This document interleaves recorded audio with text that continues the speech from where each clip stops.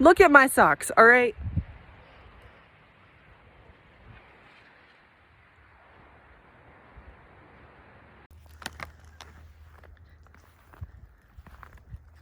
Hey, baby girl. Hey, other baby girl. Are you guys enjoying the snow in our half-built garden space? Welcome everyone, I'm Halida and this is Bumble Bear Gardens. I hope to educate, entertain, and mostly document the process as my husband and I build a small homestead in Washington. Join us as we tackle this project for the sake of physical and mental health from the ground up. If that sounds good to you, hit that like and subscribe and the notification bell, and welcome to our humble abode. I actually thought I was going to film a lot more today. That was the plan originally. It's a Sunday. It's our day off. And I slept in until about 1:30 in the afternoon. It's like 2:30 now.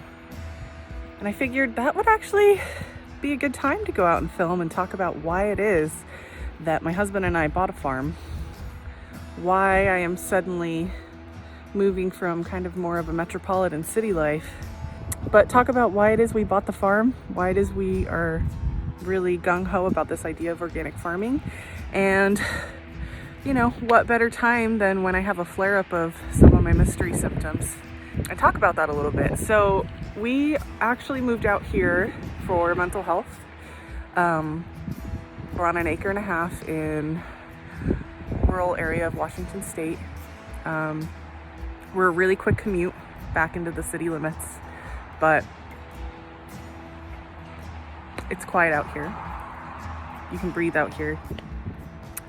And so, you know, there's that mental health component. Our neighbors have horses. It's great. I'll show you guys some of the horses.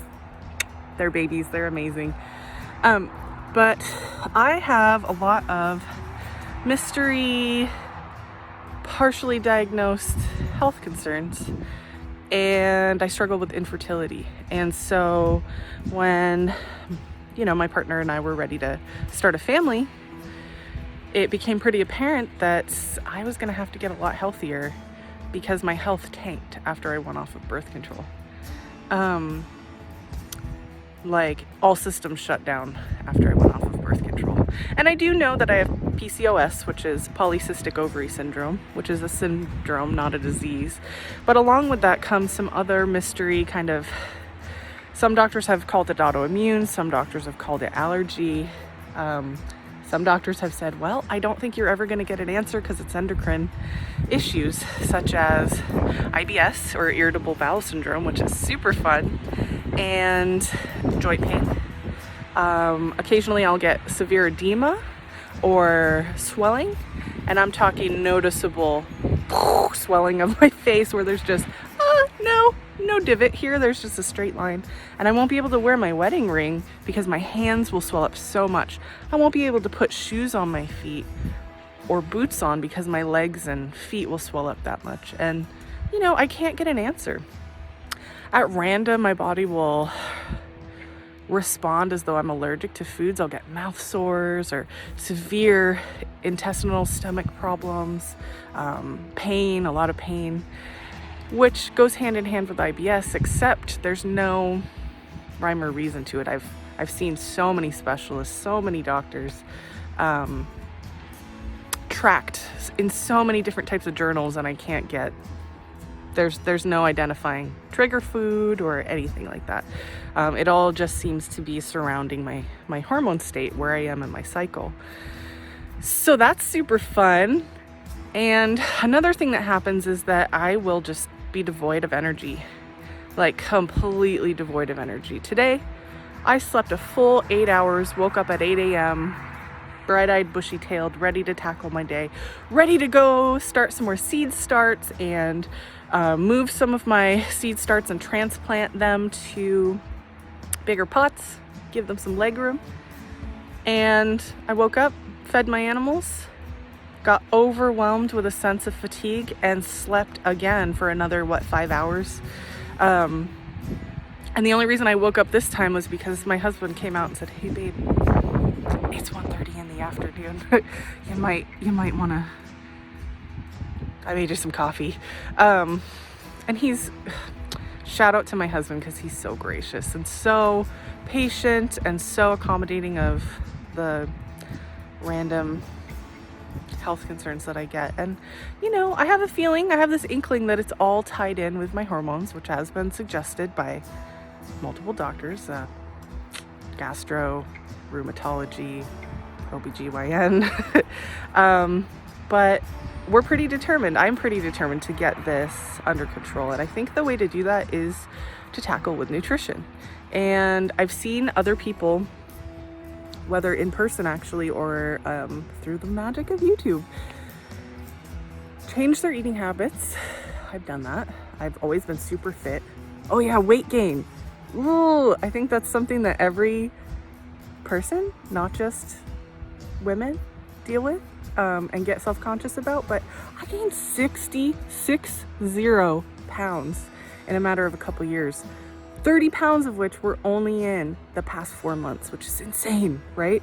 So anyway, I feel like getting my health under control. I'd like to make a baby. I'd love to have a family, and this is the first step to that. So part of this documentation journey is not hiding when I'm feeling puffy, feeling tired, woke up messy bun, threw myself together. Still kind of, look at my socks, all right?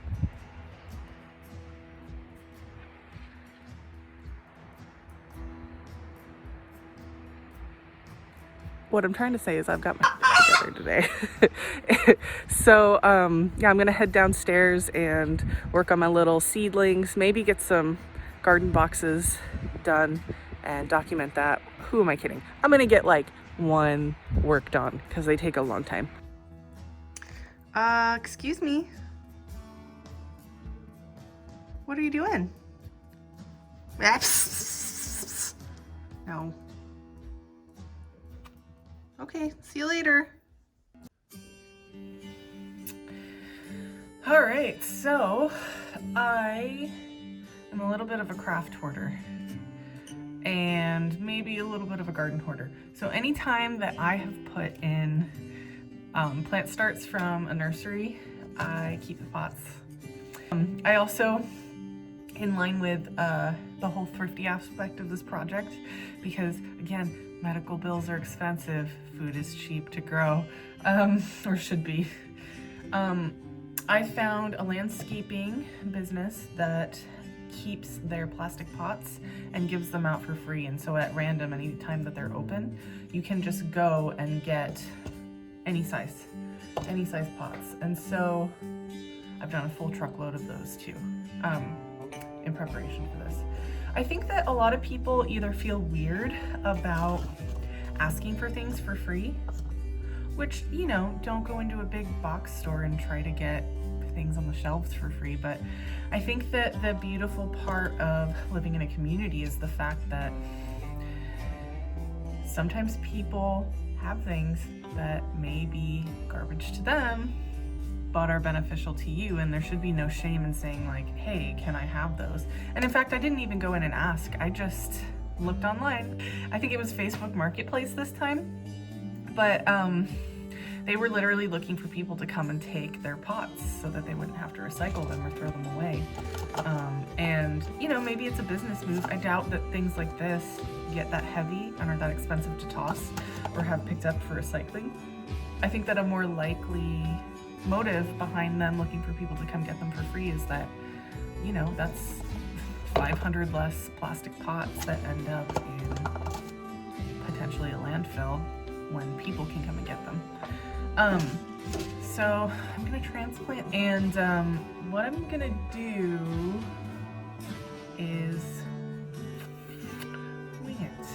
You can probably see that the root systems of the things that we planted are starting to come through the bottom. That's a really big indicator for me as to if it's time to transplant. I need a tool. Flathead screwdriver. That'll probably work. Sometimes I feel like I should have named my channel Watch Me Wing It, because that's literally partially what I'm doing.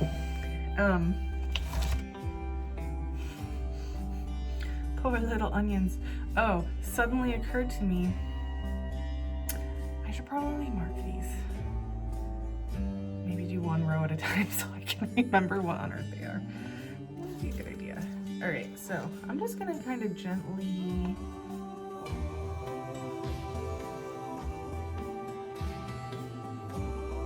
looks right.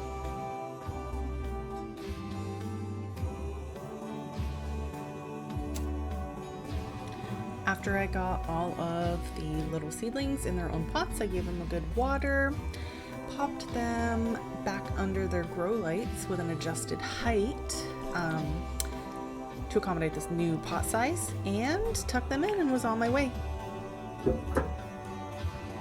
I thought it'd be cool to talk about our little garden area. So we mapped out from our garage, we mapped out this fence. We just went out here with tape measures and twine and marked out. Then the first step was to dig holes for the posts. Well, figure out where they were going to be. Dig holes for the posts, sink them. They're about 1.5 to 2 feet down, and then sink them in concrete. And we used Quickcrete. Beginner moment. We didn't realize you could just pour Quickcrete in the hole and then top it off with water and it would harden until the very last post right there, because we ran out. And then I looked it up online to see if there's a quicker way than mixing it in a bucket. Anyway, beginner rookie mistakes.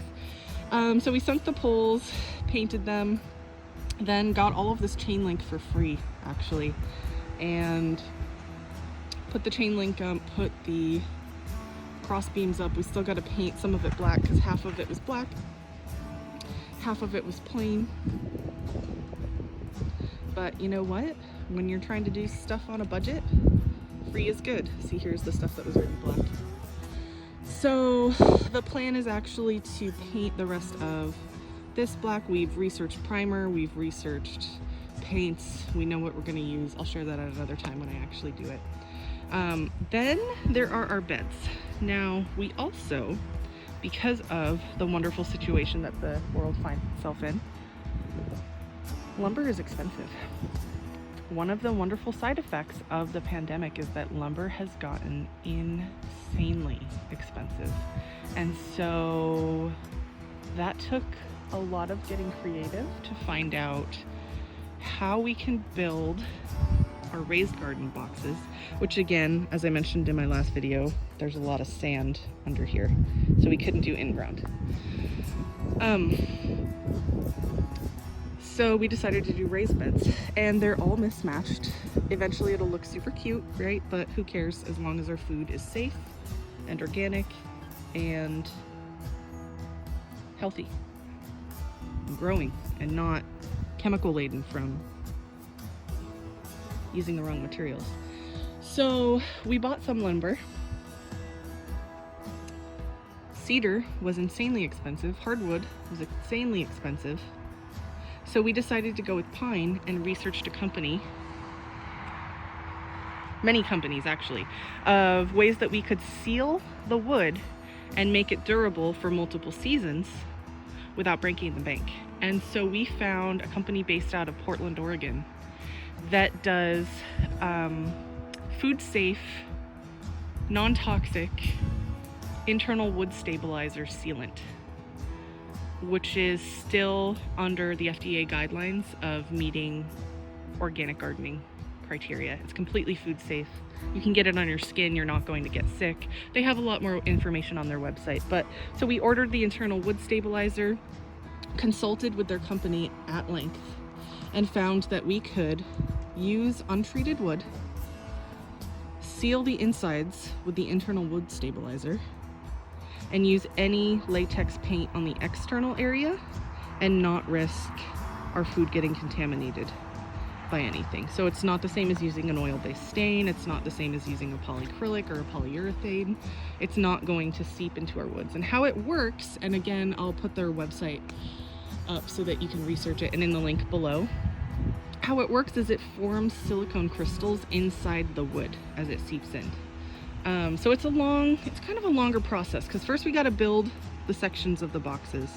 Then we've got to seal it with the internal wood stabilizer on all the internal sections.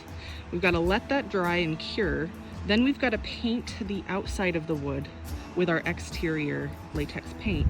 Let that dry, it doesn't take as long. Bring all the sections out and then put them together. So it's been, you know, this has been our whole winter, but it's made the winter go by a little bit faster, which is pretty cool. So our wood, some of it we bought, some of the lumber we bought. Some of the lumber was found, sourced externally, like these untreated lath strips we used. Were sourced from OfferUp. And then the rest is all untreated pallets. And there is a warning and a disclaimer that comes with using broken down pallets to build your boxes. See, this is pallets too. And that is, make sure they're untreated or heat treated. So I did a lot of research about what the stamp is that you're looking for, and if it doesn't have a stamp, just err on the side of caution. Don't use it. If it says anything other than HT and has a very clear label that says HT for heat treated, don't use it. And so I actually got so many pallets, I don't even know at this point, for free. You can see some of them back there in our barn. We store some of them under here. The ones under here are actually any that we come across that are not usable. So anything that has been treated with chemicals goes under here. Anything untreated we put in the barn to be broken down. We break them down. My husband and I have a great little system. We've had friends help us too. We break them down and then we use them to build our boxes. I struck a deal, and all it took was a little bit of research, again on OfferUp. I found somebody who was looking for someone to take 10 pallets from a business. Asked a few questions. She knew exactly what I was talking about. Found out that they were untreated. Here's why. The company that I got my pallets from are a high-end supplement company. And so the things that they're transporting on their pallets have to be safe to consume. Despite being in packaging, they are very, let's say, uptight about their standards because they're providing organic supplements that are high-end, that are not just the type of thing that you would go into the store and buy. So their pallets are guaranteed heat treated, and they get about 10 to 15 a month. So the first time I went to go pick them up, the woman asked me kind of sheepishly, like, you know, would you be interested in setting up an arrangement so that once a month I just text you and come and get them? And of course I was like, yeah, of course I would. I want all of the free pallets. So we just have a little setup. Once a month, myself or my husband will go with our pickup truck, and it's about a pickup bed load once a month. And like I said, we get 10 to 15. And then we break those down and have been able to build, let's see, 1, 2, 3, 4 beds out of pallets alone. And that's, I mean, we're talking hundreds of dollars in lumber that we would have to buy. And of course, even though they're treated, even though they're heat treated, I should say, we still put the internal wood stabilizer on the interior, paint the exterior. We kind of like that rustic-y, thrown together country bumpkin look, right? Because we're out in the sticks out here. So we don't worry about full coverage, but it's enough to give it protection, a little bit extra protection from the elements. Yeah, so not only are we trying to do this health journey, we're trying not to consume our bank accounts in the process. I forgot to film an outro, but that's everything for today. I leave you with a glamour shot of my Baker Creek seed order. Welcome to our humble abode.